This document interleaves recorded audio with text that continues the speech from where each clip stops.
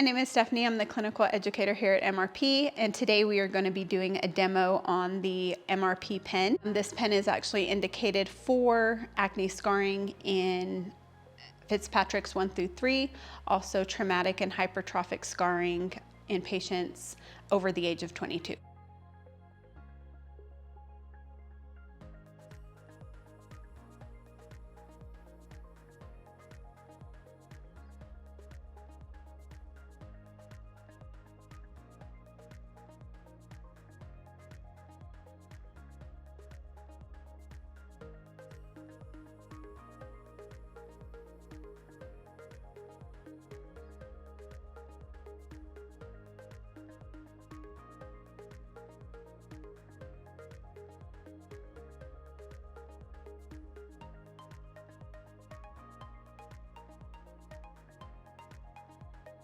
We are going to use a high-low needle to where 18 of the needles are at a 2.5 millimeter depth and 18 of the needles are at a 1 millimeter depth.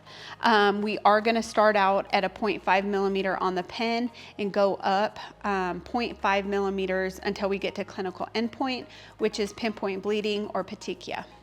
Something that makes the MRPen different is their Sterilock system, which makes it to where you don't have to use a sheath. That is optional. You can still use one, but it is FDA approved to where you don't have to use one. So I'm going to start out with my MRPen. When I put my needle on, I want to make sure it's at a 0, and there's a little indicator down here. Here's your dial, so you'll just turn it to turn up the pen or to put it down to 0.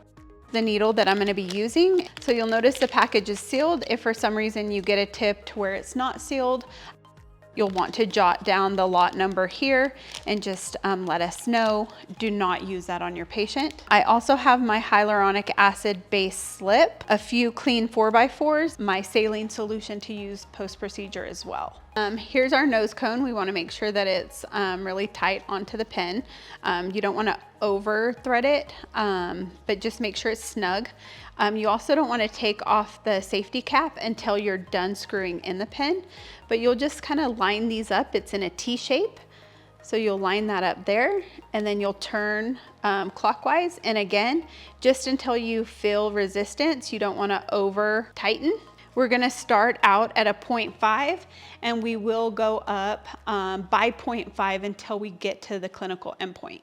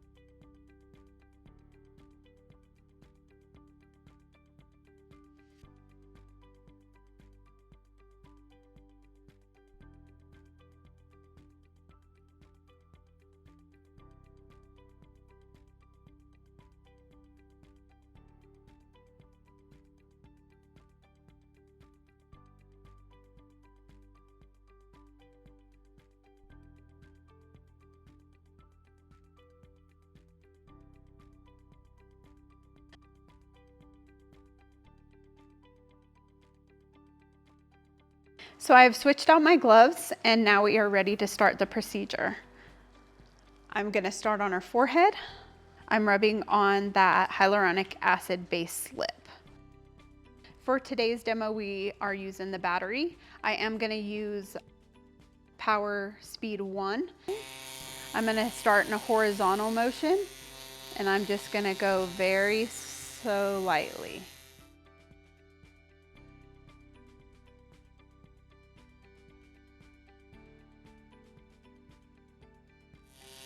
I almost let the weight of the pen be the only pressure that there is. I'm just gliding the pen.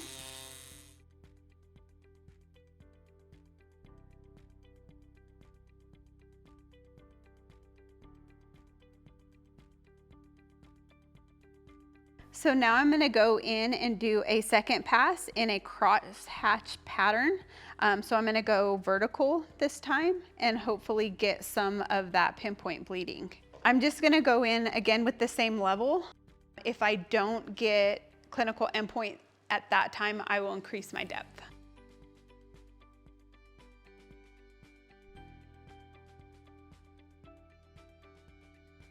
I'm just going to increase it by 0.2 instead of 0.5 because there are a few little spots of pinpoint bleeding.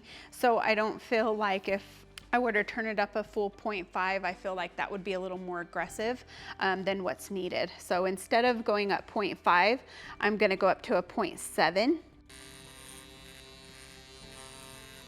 The reason for cross hatching is to give her even coverage.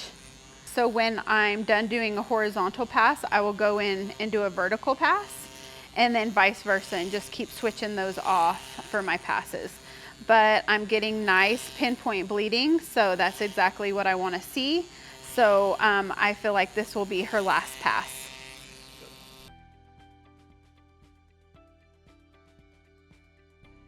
Okay, now we're going to move down to the nose. And we're going to put it back down to a 0.5, just because the nose is also a really bony area. And so the 0.7 might be too aggressive for it. If I, again, don't get pinpoint bleeding or petechia, then I will increase it to the 0.7. We live in Utah, we're a very dry state. So as soon as I put this slip on, her skin just sucks it up because it's wanting that moisture drink. So if at any time I feel like it's dry or it's skipping, I'll add a little bit more slip so that she doesn't get an abrasion.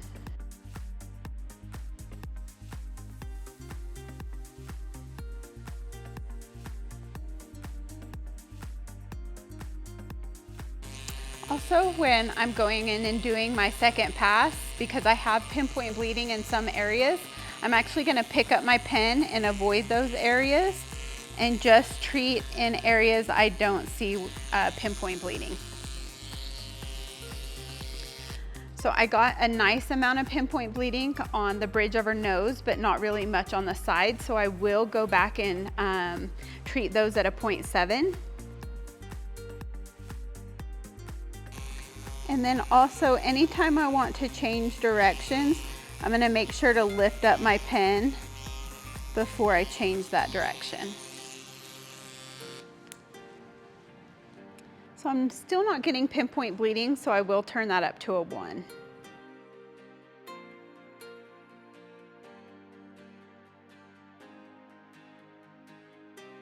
And since there is a little bit more tissue on the upper lip than the nose and the forehead, I'm going to turn it up to a 1.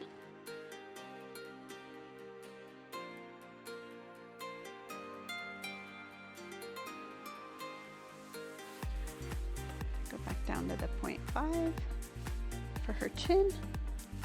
Yeah, so I want to go a little bit under her jaw just so that she doesn't have a visible line of demarcation. And here I'm going to hold the skin taut, so I'm going to pull her cheek over.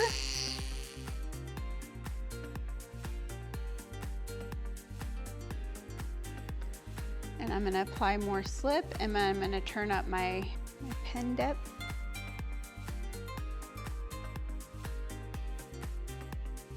I'm still not getting that pinpoint bleeding, so I'm going to turn it up again.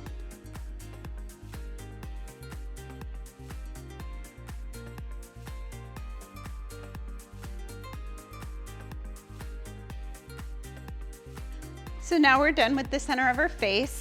We're going to move on to the cheek area. And then just remember, as you move on to each zone, to turn your pen depth back down to the 0.5. That's always going to be our starting point in every zone. And we will turn up the needle from there if we are not reaching clinical endpoint. Perfect.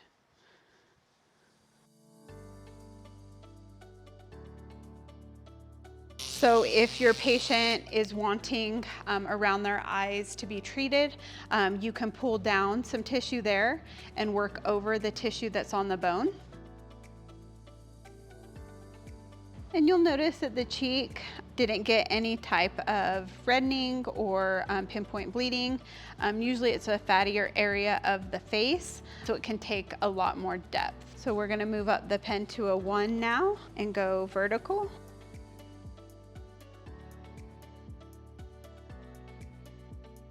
So you'll notice we got a little more erythema in that pass, but still no pinpoint. So we'll turn it up to a 1.5.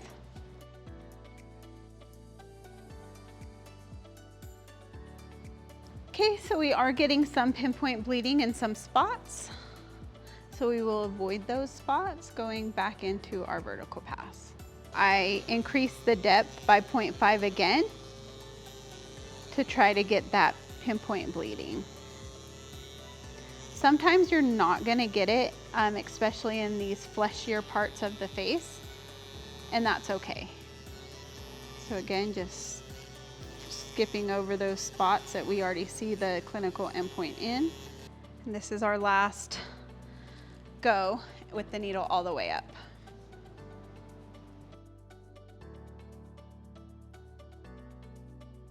We did stamp along her marionette line just because we saw that it was a deep dermal wrinkle, so we gave it a little more of an aggressive treatment. So you want to stamp in any areas that are indicated for it. So that's an acne scar. And again, you want to stamp it until you see that pinpoint bleeding. Cool. So you can wipe away blood with our saline solution to see how much of it got pinpoint bleeding. And when you stamp, you want to stamp each area for 3 seconds. I'm going to proceed to the other cheek and then our treatment will be done.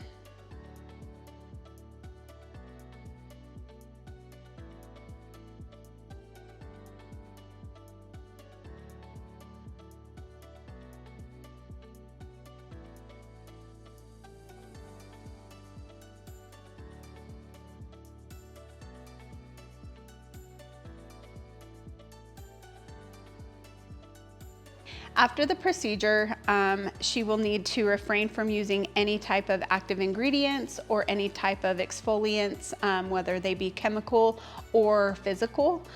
She will also want to stay out of the sun. She will want to use sunscreen every 2 hours. I recommend a physical or a mineral sunscreen. I also don't want her to use regular makeup for the first 3 to 5 days. She can use mineral makeup. We are causing a wound, so I want her to take care of it like it is a wound. So just making sure that her phone screen is clean, that she goes home and changes out her pillowcase, and just is aware of her surroundings and keeping that wound clean.